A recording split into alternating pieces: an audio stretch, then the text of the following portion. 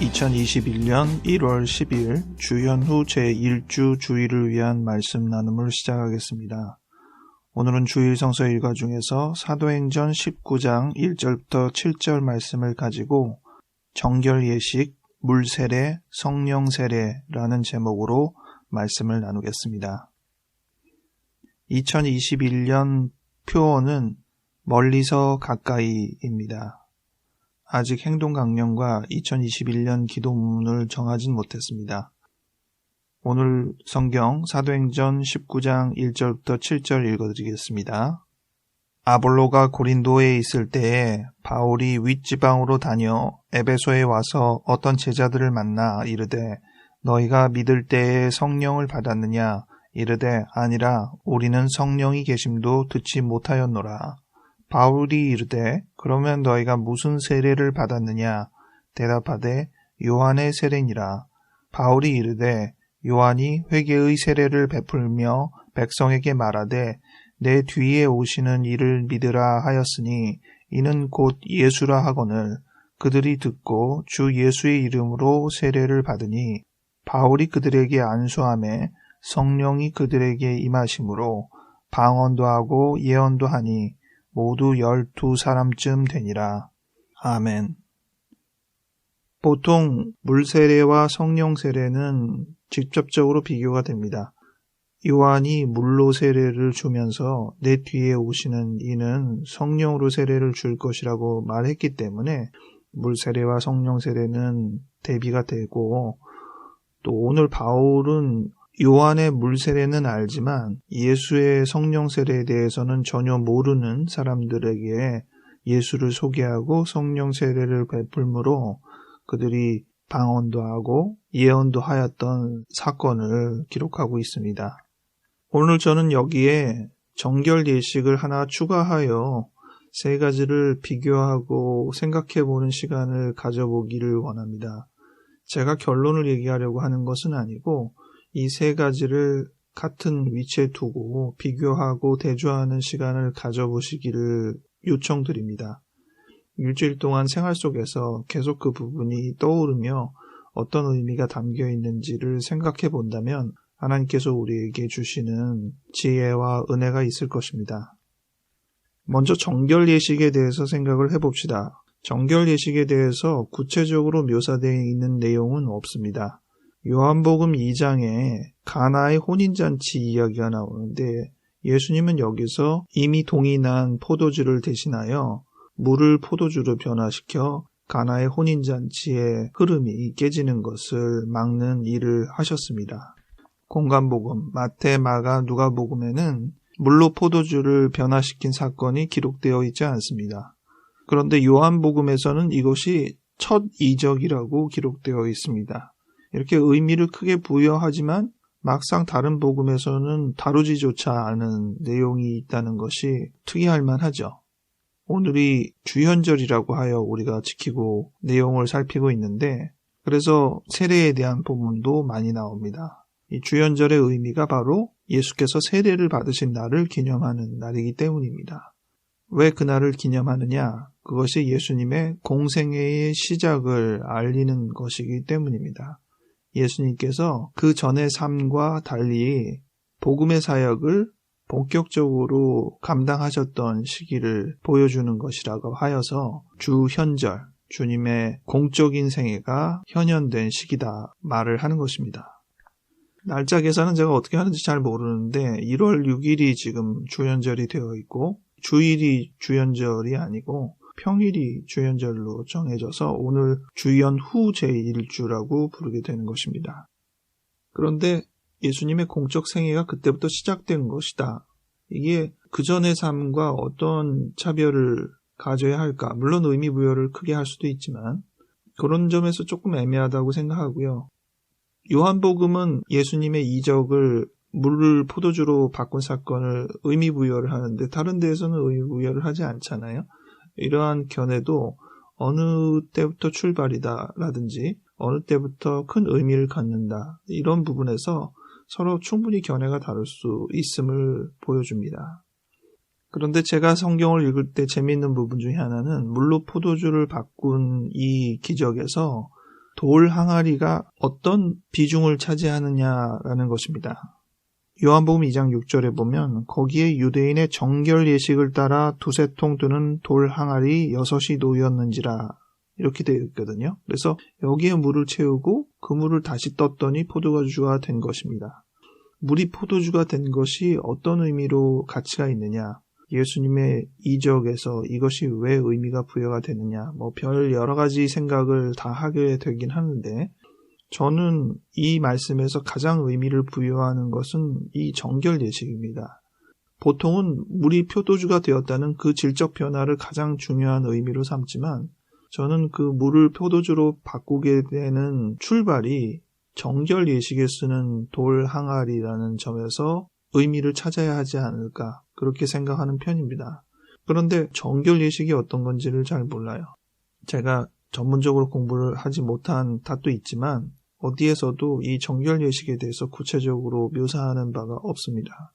집에 있었던 것이니까, 그리고 물을 담아두는 항아리니까 정결 예식이라는 것이 물을 통해서 이루어지는 것인데 언제 어떻게 어떤 정도의 의미로 사용했는지가 궁금합니다. 보통 우리가 이 정결 예식이라는 단어를 생각할 때 가장 먼저 떠오르게 되는 것은 레위기의 본문들에 관련된 것입니다. 레위기는 여러 상황에서 정함, 부정함에 대해서 이야기를 하고 있죠. 예를 들어서 한센병이라든지 피부병이라든지 그 외에 다양한 부분에서 부정함에 대해서 묘사를 하고 있고요. 그 부정함을 씻어내는 행위 중에는 씻는 행위가 간혹 있습니다. 모든 옷을 씻거나 물로 몸을 씻거나 이러한 본문들이 성경에 간혹 나옵니다. 하지만 레위기에서 이 부정함을 씻는 행위의 가장 큰 것은 물이 아니라 불입니다. 제사입니다.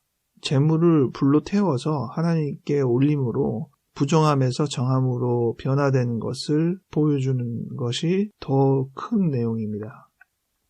아마도 상상하건대 정결 예식이란 지금의 우리 생활에서 손 씻기와 같이 청결을 위해서 하는 일상의 활동이 한 부분이었을 것이라고 생각합니다. 그리고 다소간의 어떤 예식을 통해서 우리의 부정함, 그것이 신체적인 더러움 이상으로 우리의 죄성이나 우리의 삶의 어떤 부분들을 정결하게 하는 의미로 물을 사용했을 것이라고 생각합니다. 보다 일상화된 예식인 것이죠. 그래서 집에 예식을 위한 도구가 있었던 것이고요. 그런데 요한이 등장해서 세례를 베풀기 시작했습니다. 그전에는 등장하지 않았던 예식인데 그는 요단강에서 회개하고 세례를 받으라고 사람들에게 외쳤습니다. 여기서 세례는 우리는 씻을 세례를 번역을 하지만 보다 정확한 번역은 침례입니다. 물에 담그는 것이죠. 요한은 사람들을 그 요단강에서 신체 전체를 물에 푹 담그고 다시 꺼내므로 이 예식을 행하였고, 그 예식은 물론 죄를 씻는다는 의미도 있지만 그 전까지의 삶을 그 자리에서 정리하고 새로운 존재로 새 삶을 시작한다는 의미가 조금 더 많이 부여되어 있습니다. 그래서 회개라는 것은 죄를 씻어낸다는 의미보다 돌이킨다, 삶을 다른 방향으로 전환한다는 의미가 더 큽니다.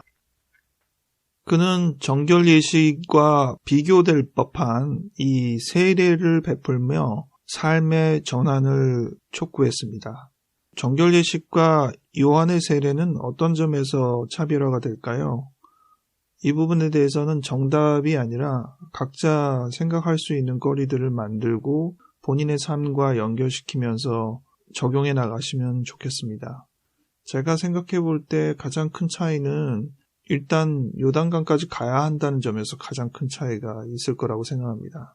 정결 예식이야 집에서 특별히 다른 사람들의 보조를 받지 않고 본인들이 스스로 행할 수 있는 부분이라 한다면 이 부분은 요단강까지 가야 되고 요한이라는 특별한 선지자의 힘에 힘입어 특정한 예식을 한다는 점이 차별화될 수 있는 부분이라 하겠습니다.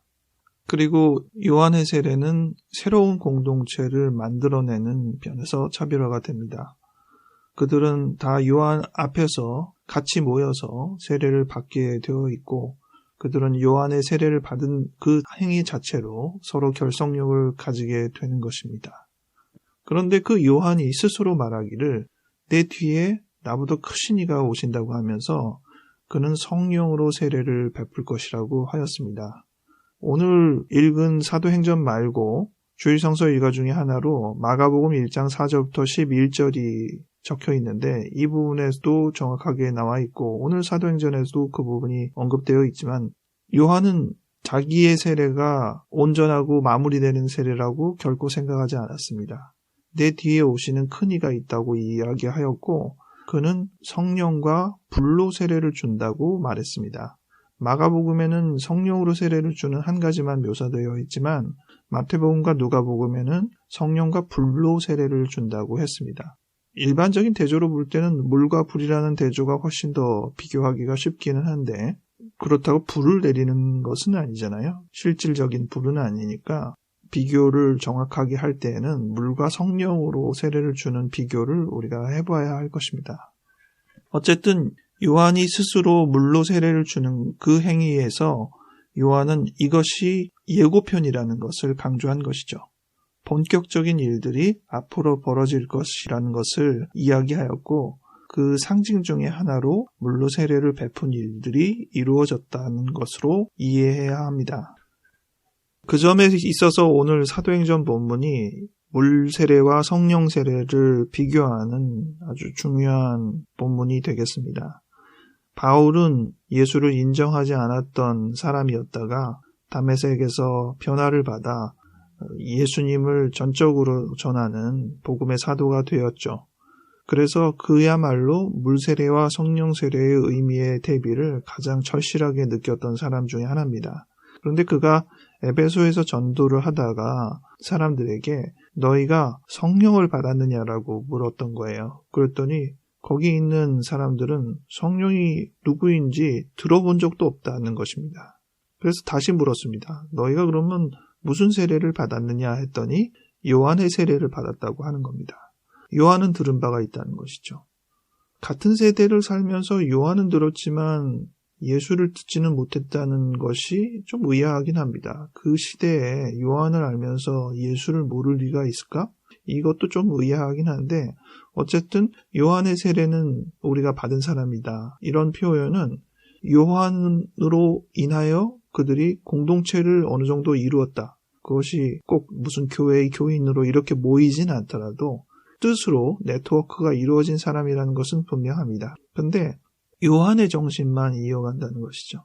요한이 분명히 강조하면서 내 뒤에 더 큰 이가 오신다는 것을 이야기했음에도 불구하고 그것이 전달되지 않았습니다.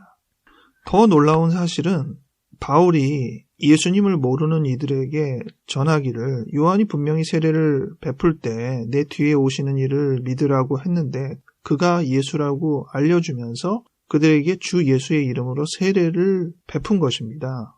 근데 주 예수의 이름으로 세례를 베풀면 그 예식 자체가 다른가? 아니죠. 요한이 했던 물로 주는 세례의 양식은 우리가 예수의 이름으로 주는 세례의 양식과 같습니다. 그러니까 물로 세례를 주고 불로 세례를 주고 이렇게 표현을 할 뿐이지 지금 바울은 예수의 이름으로 세례를 다시 베푼 것입니다. 이 점이 저는 특이하게 들어왔어요.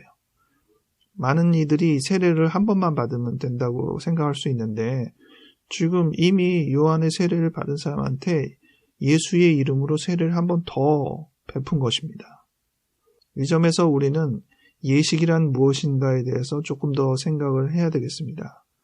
예식을 너무 강박적으로 해석해서는 안 되겠습니다. 예식은 하나의 예표에 불과한 것이지 본질이 결코 아니라는 것이죠. 그래서 세례도 한 번 할 수 있고 여러 번 할 수도 있을 것이라고 생각합니다. 세례는 한 번만 받아야 한다고 해서 그 말 때문에 우리가 매일 필요는 없겠습니다. 오히려 더 생각해야 할 것은 우리가 그 예법이나 예식을 통해서 본질에 가까워졌느냐를 생각해 봐야 할 것입니다.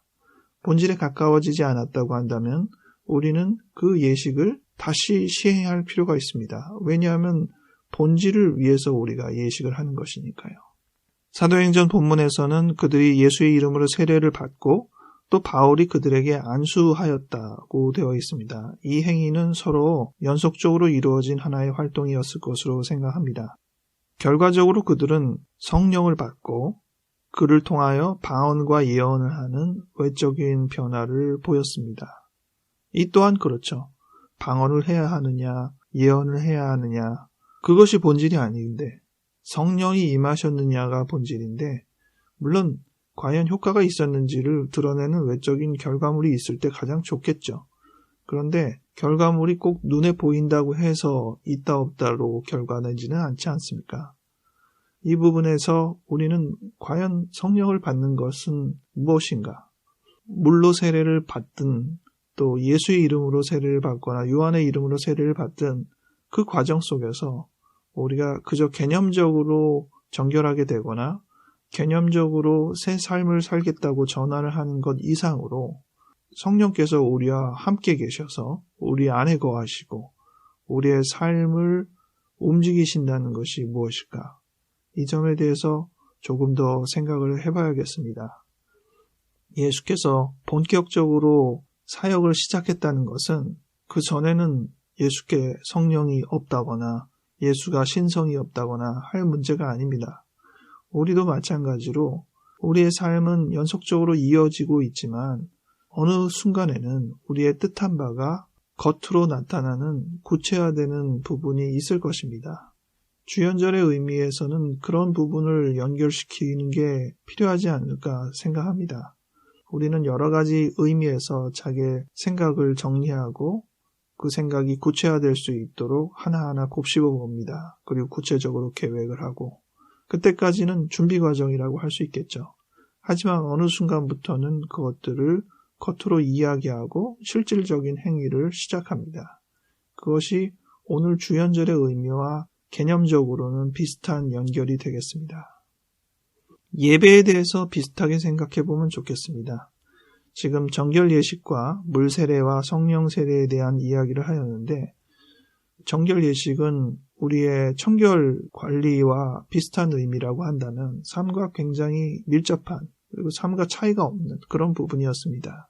그런데 물 세례라는 어떤 과정을 통한 것처럼 우리는 예배라는 예식을 행합니다.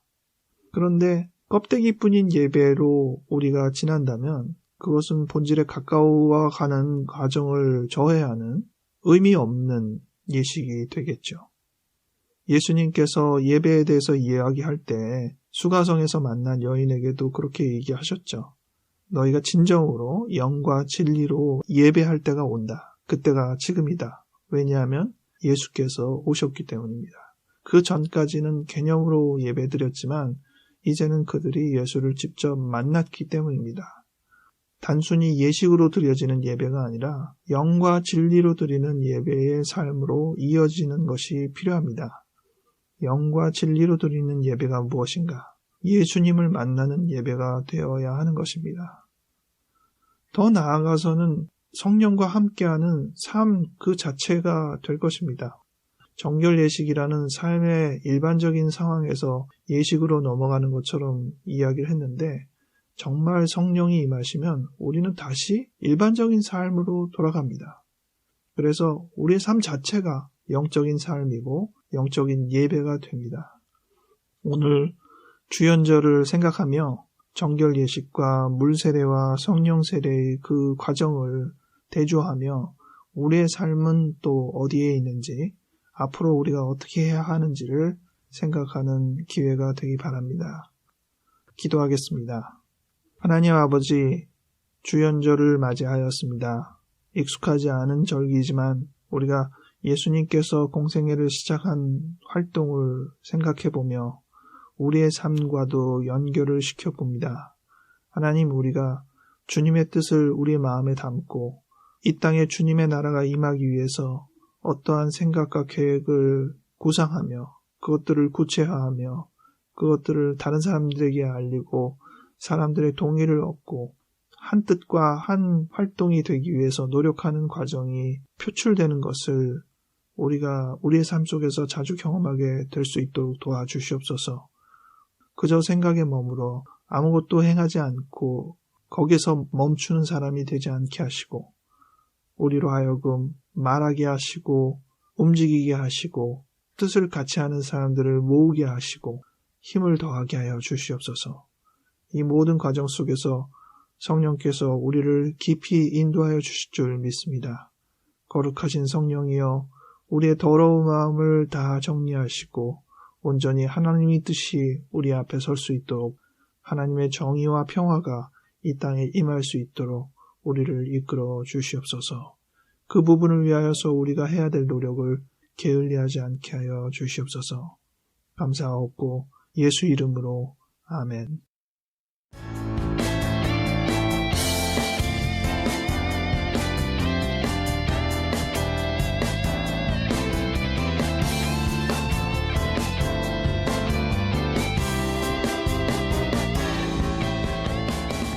예배로는 2021년의 두 번째 주일 예배를 드렸습니다. 새해 계획을 구체적으로 하신 게 있으신가요? 워낙 정신없는 1년을 보냈기 때문에 새해라는 기분도 정확하게 나지 않아서 올 한 해 어떻게 보내야 할지 구체적으로 계획하지 않은 분들도 꽤 있을 거라고 생각합니다. 코로나 상황이 진정 국면에 접어들지 않았기 때문에 계획이라고 해봤자 그것이 어떻게 현실화되겠는가 그런 막연하고 부정적인 생각도 우리 마음속에 있습니다. 하지만 이럴 때일수록 우리가 계획을 잡아야죠. 조금 더 구체적으로 올 1년을 생각해보고 어떤 일들을 함께 하고 싶은지 우리의 마음을 되돌아보기 바랍니다. 날씨가 많이 추워졌는데 건강하시고 다음 주에 다시 뵙겠습니다.